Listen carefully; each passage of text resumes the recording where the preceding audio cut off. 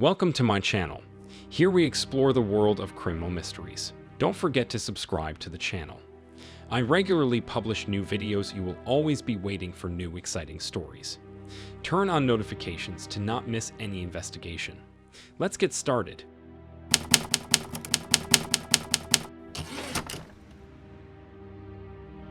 The case we are going to talk about shocked the people of Ohio a few years ago. We will examine it from beginning to end, and along the way answer the question, who can we trust in this life? The story begins in the small town of Barberton, Ohio. A woman named Judy Johnson. By the time this story takes place, 1998, Judy was 58 years old. She lived alone in a small house on the outskirts of town. She didn't have a husband, and in general, she didn't have much of a personal life. For the most part, she met aggressive men who often beat her. Because of one such fight, the woman was even almost blind in her right eye. However, frequent failures in her personal life did not prevent her from having children. They were two daughters, one native, April, and the second adopted, Melinda. And the story of her adoption is quite unusual. As wild as it may sound, but Judy not that adopted her, it is more correct to say bought her from a certain Dr. Higgs. How did that happen? Well, in the 50s, Dr. Higgs used to put ads in phone booths and bus stops about illegal abortions. He saw it as a business idea. The girls who came to him for abortions, he convinced them to carry the fetus. Since they were mostly single, young women, Higgs arranged for them to stay in cheap hotels. When labor approached, Higgs would deliver them. Then he would sell the newborn babies to families who, for one reason or another, could not take a child from the orphanage. In addition to this method, Higgs sometimes resorted to another. To those mothers who did not intend to give up their children, Higgs lied that their child had died in childbirth. As a result, over nearly 20 years, Higgs sold more than 200 children. Melinda, one of Judy's daughters, was one of those children. Judy bought her from Higgs for $1,000 in 1963. However, the story of Dr. Higgs is only a small digression from our other main story. The personal lives of Judy's daughters, Melinda and April, were far more fortunate than their mothers. April was married at the age of 20. By the time this story takes place, she already had a 6-year-old daughter. Her name was Brooke. Judy's second daughter, the one she adopted, Melinda, married after graduating from high school. Her choice was a guy named Clarence Elkins, whom they had known for a long time and had been a couple since their high school days. In marriage with him, Melinda gave birth to 2 sons. For some reason, however, Judy's relationship with Melinda's husband, Clarence, had been very strained. It had been more strained lately. Clarence felt that Judy was interfering with his relationship with Melinda. The couple had been having frequent arguments. Clarence himself either avoided communicating with his mother-in-law, Judy, or on the contrary, when he drank too much, he called her and spoke harshly about how she should stay out of his marriage. So, as not to confuse the names, let's run through the names of everyone listed before again. We have 58-year-old Judy Johnson. She has 2 daughters, a native daughter, April, and an adopted daughter, Melinda. April has a husband and a daughter, Brooke. Melinda has a husband, Clarence, and 2 sons. That's the end of the backstory. Let's move on to the key events of this case.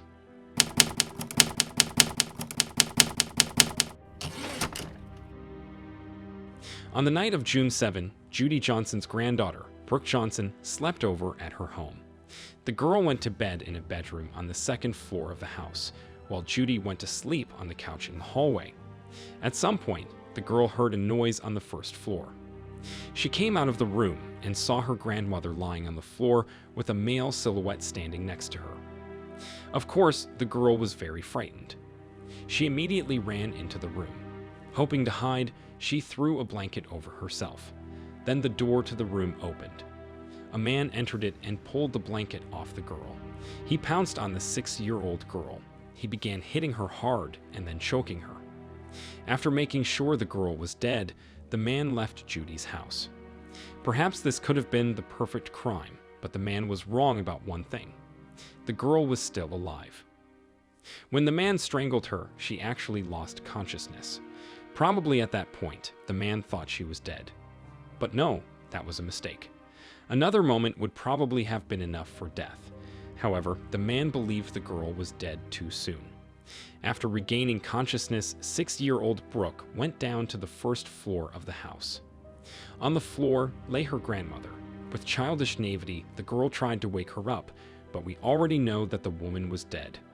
Then, the girl picked up the phone and dialed the first number from her grandmother's phone book. Unfortunately, it went to the answering machine. The girl then went outside. Looking for help, she went to a neighbor's house. A woman named Tanya Brazil lived there. Brooke often played with her children. Probably that's why she went to look for help to this very house. The girl knocked on the door of the house. The woman who lived there opened it. She listened to the girl. Then she told the girl to wait on the doorstep. The woman herself went into the house. After a while, the woman came out of the house and took the girl to her parents. The girl's mother, April, was shocked to see her daughter. There were a bunch of bruises on her body and her head was covered in blood. When Brooke told what had happened, her father immediately drove to Judy's house. From the house, he called 911. Okay, sir. Just calm down. My mother-in-law's been stabbed. She's laying here on the floor. She's dead. When the police arrived, they found Judy Johnson's dead body. She had been severely beaten before she died. Her skull and ribs were fractured. Of course, given that there was a witness in the case, namely 6-year-old Brooke, it was important to question her as soon as possible. The girl was already in the hospital at this time. There it also became clear that in addition to the brutal beating, the attacker had raped the girl. When she was asked to describe her attacker, she said it was my uncle, Clarence. It was about the husband of the second daughter, Melinda. That same day, police officers arrived at his house. Clarence was arrested. He pretended he had no idea what they were talking about. But the cops had clear instructions from Brooke that Clarence had done it. What could they expect him to do? A voluntary confession, that was stupid. His wife, Melinda, also couldn't believe that the man she lived with for 17 years could kill her mother. He had an alibi, but it was a flimsy one. The night before Judy's murder, Melinda and Clarence had a fight. Clarence went to a bar. He stayed there until 2:00 a.m. and got home at 3:00. Judy was killed about 3:30, which fit well within the interval when Clarence was out of the house. The trial of Clarence Elkins began in May 1999. The prosecutor's motive for the crime was that Judy often interfered with the relationship of his daughter, Melinda. Clarence was fed up with this and, under the influence of alcohol, decided to stop it that night after all. 6-year-old Brooke was only a bystander. Clarence couldn't let her live, so he attacked her too. It all made sense, and with Brooke pointing out Clarence as the attacker at the trial, he didn't stand a chance. He was sentenced to 55 years in prison, which in his case probably meant life. All the family of the murdered Judy Johnson accepted the sentence. All but one person. Clarence's adopted daughter and wife, Melinda. She took Clarence's side and believed in his innocence. She ruined her relationship with her family. No one understood how she could be on the side of her mother's killer, so they all turned their backs on her. She was ready to go all the way. She filed endless appeals until eventually she ran out of time. But that wasn't the end for her. Melinda began to study forensics, specifically the part where anything found at the scene of an attack can be used to prove that a person was there. I should remind you that it was 1999. The internet was not yet developed, so for the most part, Melinda got her data from crime TV shows. For example, she learned about DNA testing, that for example, you could link a person's saliva and sperm, or blood and saliva. She then began to form her list of suspects who might have harmed her mother in one way or another, on purpose or conversely, for whom she was an accidental victim. First and foremost, there were the ex-convicts who lived in her mother's neighborhood. But just what was there to do with that list next? Melinda started collecting these people's DNA. She'd find out where they lived or spent time, and she'd start keeping tabs on them. Sometimes, like in bars, she'd sit down with suspects and flirt with them.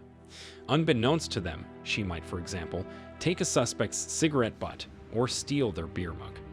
Either way, Melinda would get saliva residue, and thus a sample of the suspect's DNA.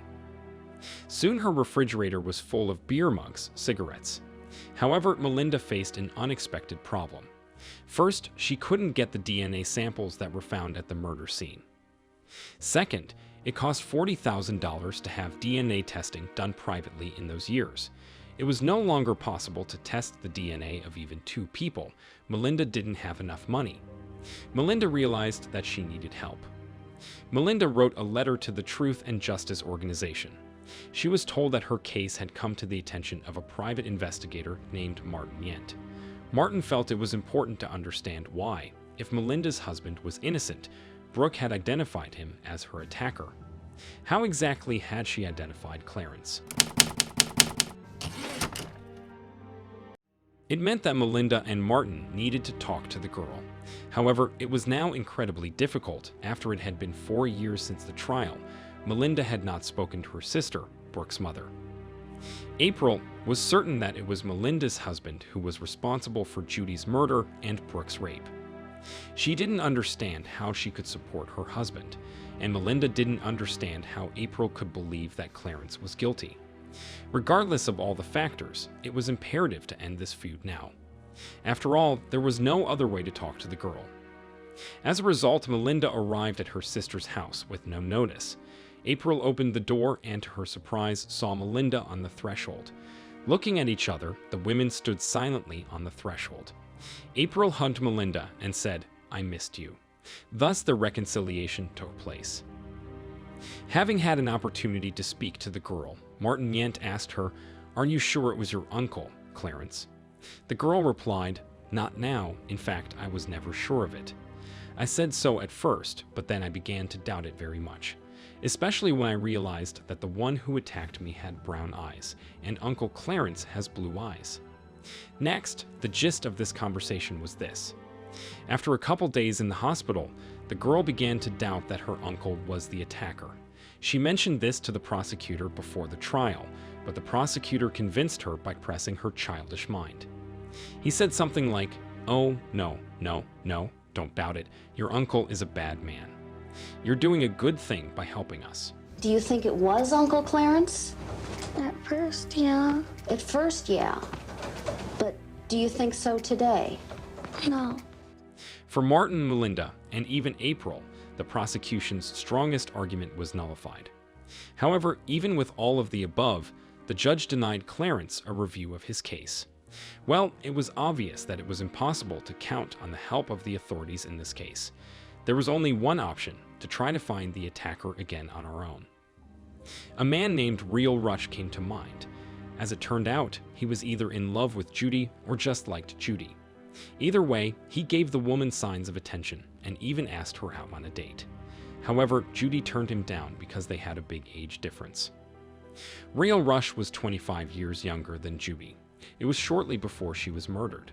The man lived in the same neighborhood as Judy. In the video of her funeral, he was very nervous, and there were scratches on his face. Could be Judy's fingernail marks if she tried to defend herself during the attack. Melinda and Detective Martin Yent, who was helping her, went to work on their new suspect. He acted nervous during the conversation, and when asked for saliva for the DNA test, he refused. This further convinced Melinda and Martin that they had chosen the right man.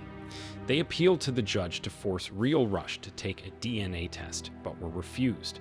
It wasn't until Melinda started creating a media frenzy that the court authorized a DNA comparison between Real Rush and Clarence Elkins to the DNA found at the scene of the attack.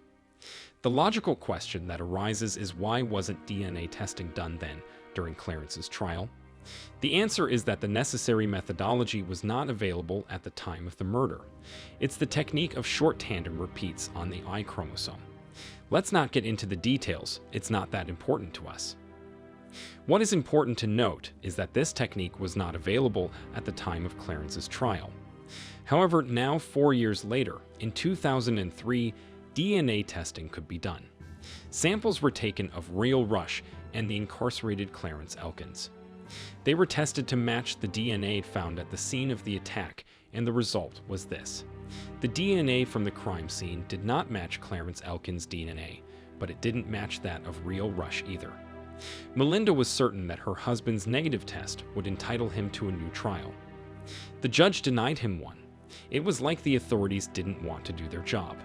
It seemed that in order for Clarence to qualify for a new trial, Melinda not only had to prove his innocence, but she also had to bring the person who committed the crime to court. Melinda began working again on the list of suspects she had compiled earlier. Once again, as she scrutinized each person on that list, Melinda's attention was caught by a man named Earl Menn. This man had been convicted of pedophilia, but he had been on the loose when Melinda's mother had been murdered. He lives near the victim's home. He was living with a woman named Tanya Brazal. Do you remember that name? If not, that's the neighbor the girl Brooke ran to after the attack. It is worth recalling that then the woman did not let the girl into the house, but left her waiting on the doorstep. The girl waited for help on the doorstep for at least an hour. Is this a normal reaction to the sight of an injured child? Maybe Tanya didn't let the girl into the house because her roommate, Earlman, was there. Maybe Tanya figured out that he did it. She was afraid the girl would recognize him. Lots of strange coincidences, but few sensible answers. Also, listen carefully to the part of the girl's phone call she made right after she found her grandmother murdered. Somebody killed my grandma. She says verbatim, "Someone killed my grandmother." However, it was later that the unknown person turned into Uncle Clarence. Why? What happened between "it was someone" and "it was my uncle"? What happened was the girl spent some time alone with Tanya Brazal. That's the suspect, Earl Mann's girlfriend. She could be covering for him. Maybe Tanya led the girl to believe that her uncle was the attacker. After all, Earl Mann and Clarence Elkins do look somewhat alike in certain photos. All of the above made Earl Mann in Melinda's mind the prime suspect in her mother's murder. For the police, however, Melinda's suspicions alone were not enough. Stronger evidence was needed. In this case, it could once again be a DNA match. But how did they get Earl Mann's DNA? After the Ryle Rush debacle, it was unlikely that a court would again force someone to take a DNA test on Melinda's word alone. So Melinda had to get Earl Mann's DNA herself. She could, of course, use the same tricks she had used before with the men at the bar. But in Earl Mann's case, there was one problem. As it turned out, he was in prison at the time for a robbery he committed in 1999. So how was one supposed to get close to him then? Well, Melinda wrote him a letter on behalf of a young girl. The hope was that he'd write her back, and when he sealed the envelope, he'd lick it. That way it would be possible to get a sample of his saliva. But no, Earl Mann never answered the letter. But Melinda had a plan B. She was incredibly lucky in that Earl Mann was serving time in the same prison as her husband, Clarence. Melinda arranged for her husband to steal Earl Mann's cigarette butt. Clarence did just that. Melinda paid $25,000 for DNA testing, and for good reason. This time, it was a match. Yeah, Earl Mann's DNA matched the DNA found at the scene of the murder. Even the entire US bureaucratic machine couldn't argue that an innocent man was now in prison. However, the prosecutor insisted that the analysis be done again under his supervision. But for him, the miracle did not happen. The second analysis showed that Earl Mann's DNA matched the DNA found at the crime scene. Now there was nothing more to argue about. You ready to come home? Then get your stuff packed, honey, because you're coming home today. So 6 years later, Melinda won the fight for her husband. On December 15, 2005, Clarence Elkins walked free. 2 years after that, on June 29, 2007, Earl Mann was charged with the rape of Brooke and the rape and murder of Judy Johnson. In August 2008, Earl Mann pleaded guilty and was sentenced to life in prison. Tanya Brazal, his girlfriend, received no punishment. As for Clarence, he received $5 million in compensation for his years in prison.